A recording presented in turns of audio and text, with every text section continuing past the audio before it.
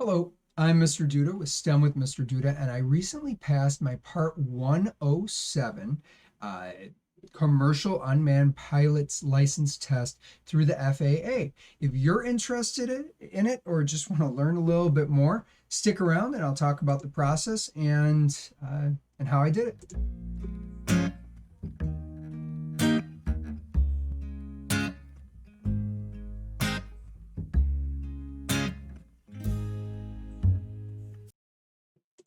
All right. Hi, everyone. As I said, I just recently passed my test. I'm waiting on my background checks and all that stuff to get the official license. However, I wanted to talk to you about how I was able to pass it. Now, there are classes you can sign up for, and some of them actually guarantee you pay $150 for their class, and then you have to, or maybe $200 for their class, and then $150 for the test, and they guarantee if you don't pass it that they will pay you back that $150. Uh, I didn't take a class. Now I do have maybe a little bit more knowledge than the general person out there in regards to science and weather and map reading and all that stuff, just due to my life experiences. So obviously, your experience may vary, but I did not take a class and I was able to pass it. I did receive an 87%. There were a couple questions on there that I didn't recall at all going over, and I'd imagine if I had had more conversations with people about it, I would have remembered it. You do need a 70% on it, and I felt very confident in the answers that I did know. The rest I remember overall what I needed to go over and learn once I got home. So I think if I retook it, even though they didn't give me the answers, I'd probably get much closer to 90, 95%. So really happy with my score, waiting on the background check. If you're interested in getting your Part 107, say you're a YouTuber and you're posting videos on your YouTube, that could be a $60,000 fine from the FAA. I keep hearing, oh, no one's prosecuting this. You know what? They could. If you're making money off any drone footage, quadcopter footage, anything like that where you're actually flying, you're breaking the law, and it would make maybe $50 off a YouTube video if you're lucky. Maybe some of you make a lot more than that, but I make nothing off my YouTube videos right now. But say you make 2 pennies off of it, they could give you a $60,000 fine.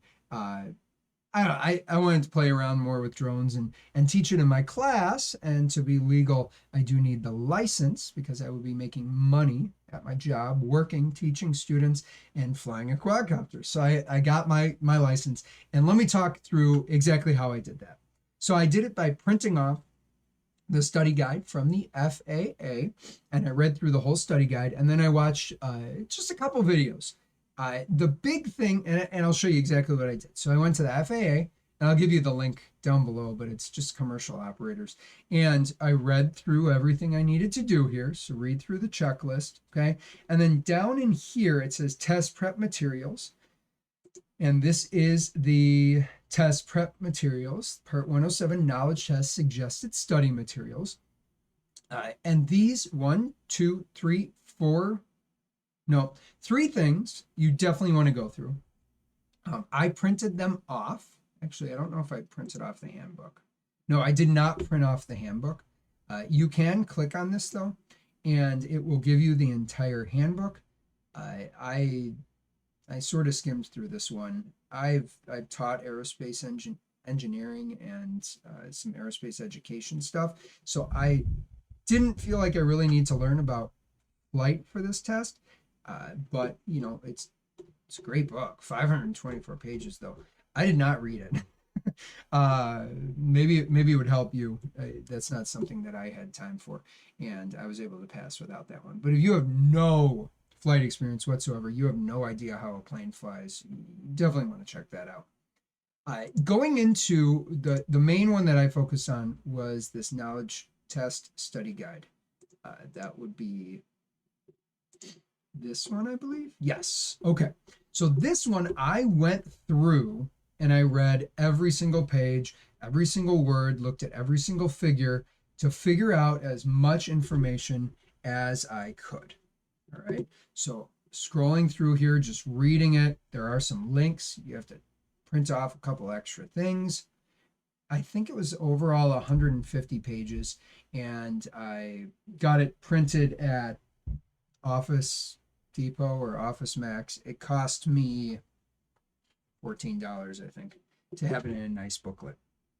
So sorry, I'm gonna see my green screen's making some weird things in the background. Okay, so I read through this. Airspace, I did actually watch a couple extra videos on YouTube about Airspace just so I was completely clear on it. You will see later in this that you have to start reading these sectional charts.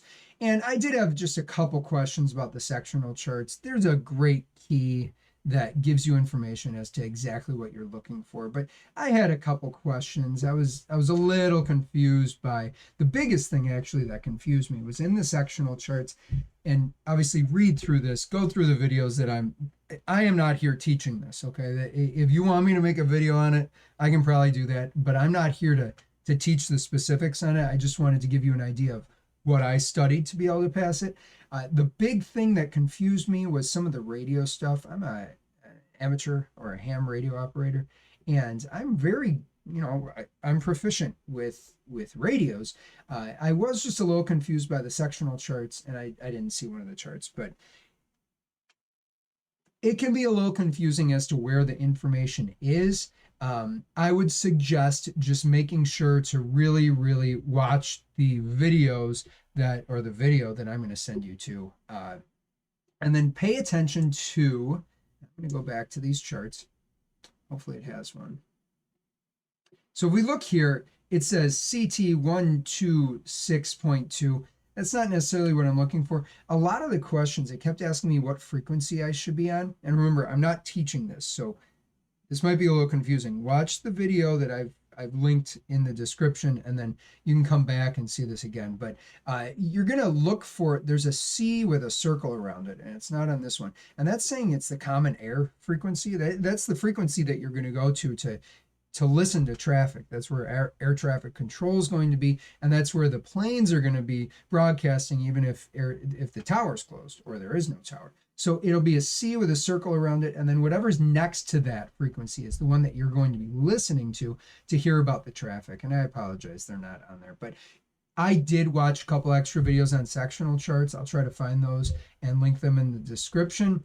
They are definitely something that was one of the biggest things I focused on, and I'm really, really glad I did, because there were a lot of questions on sectional charts and reading them, which is really important. We want to make sure we're flying in airspace that's not causing potential hazardous conditions, hurting people, hitting planes or anything like that. So I'm still looking for that little C with the circle around it. Yeah, I don't see it yet. Oh, so make sure, watch the videos that I've linked before. Read through this entire thing. Realize you will have a key and charts and all that stuff to be able to look off of. But there's a lot to read. Focus on these weather reports. The video that I'm linking below, the first one, he does a great job of going through these. He really, really does. One thing he does say that I do want to correct, he says something along the lines of, the planes and airports are using these old radios and it's old technology. It's wonderful technology, and it's really good, and it's because it's so reliable that they still use analog radios. So just sort of want to make a correction on his video. Make sure you watch it. He does an awesome job on these weather reports. He talks about what all this stuff is. It looks really confusing. Once he breaks it down, it makes total sense. You won't have to remember everything, but you will have to be able to read these weather reports. And so make sure you look that up. You won't have to memorize any of this stuff, but you'll have to be able to read the report, just like you won't have to memorize the sectional charts, but you'll have to be able to read the sectional charts.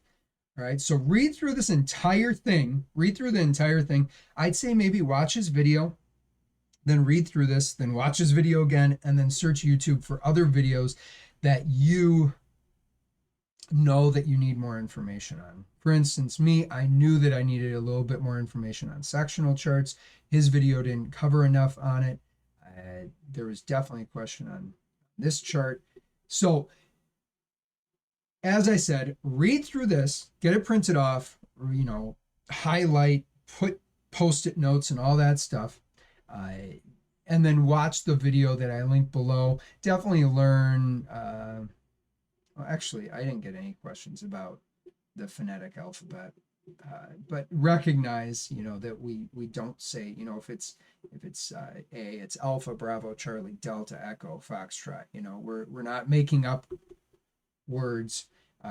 We want to be very clear in our communications, and learn about the different heights and where you can go and what you can do and all that stuff. So this is a really, really good. They did have a lot of questions about staying healthy, making sure you're making good decisions. Alcohol, don't drink alcohol 8 hours. Wait at least 8 hours. If you're still impaired, don't fly. I didn't get a scanning question on it, but go through this entire book. Okay, then you can go through this. These are just the attachments from this. You can go through these. I'll tell you right now, this sort of just covered what this previous one already did. Pilot's Handbook, I did not read. And then there is a practice test. And I'll tell you right now, you should do a couple different practice tests. Then practice test, the one that they link, it was a lot easier than the actual test. So I'm going to link a couple others in there so you can check it out. But the number one resource, other than this book is huge. It's so important to read through. This guy, Tony Northrup, and he's written a bunch of photography books, it looks like. He does a wonderful job of going through pretty much that entire booklet and talking about every single thing. But I'll tell you, he's definitely a very knowledgeable guy. He's missing some of the details that I felt were really, really crucial for me to do well on that test. He seems to actually to know those details. He just doesn't convey all of them. I don't think he thinks this will be your only video you'd watch. I think he thinks, okay, you'll go out and study also. So this video covers the large majority of things. I would watch it as a great intro, but then I would go ahead and read and then watch some other videos, and I'll link some of those in the description below. So if you're interested in flying a quadcopter legally and making money with it in any way, so say your job, you're working and they want you to inspect a HVAC unit by flying a quadcopter up there, or a drone, a DJI drone, they want you to fly it up there. Well, you're supposed to be certified. You're supposed to have an unmanned pilot's license, or else you can get some pretty big fines. So yeah, check out the links below. If you have any questions for me, feel free to ask. I'm definitely not an expert on this, but I did pass the test, which I'm stoked about, and I'll be posting some flying videos. I'm also going to start a new channel soon, and so I will make sure to post about that. So have a wonderful day, everybody.